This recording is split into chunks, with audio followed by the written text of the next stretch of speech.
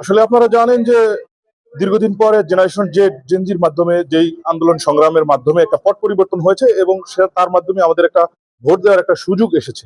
তো সেক্ষেত্রে আমাদের অবশ্যই একটা চাহিদা থাকবে যে জেনারেশন জেড এর প্রত্যাশা যারা পূরণ করবে তাদেরকেই ভোট দেব, এবং ভারতীয় আধিপত্যবাদ পশ্চিমা আধিপত্যবাদের বিরুদ্ধে যারা অবস্থান নেবে তাদেরকেই ভোট দিব।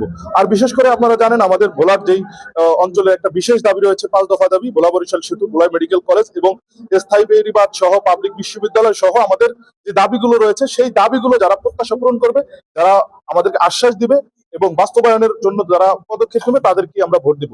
আমাদের বার্তা স্পষ্ট, যারা অতীতের ন্যায় কেন্দ্র দখল বা মাঠ দখল করে হুমকি ধামকি দিয়ে ভোট চাইবে তাদেরকে আমরা ভোট দিব না। এটা আমাদের জেনারেশন জেনজির বা যেই নতুন বাংলাদেশের যেই ধারা, এই ধারায় আমরা একটা পরিবর্তন চাই, সংস্কার পন্থীদেরকে আমরা ভোট দিব।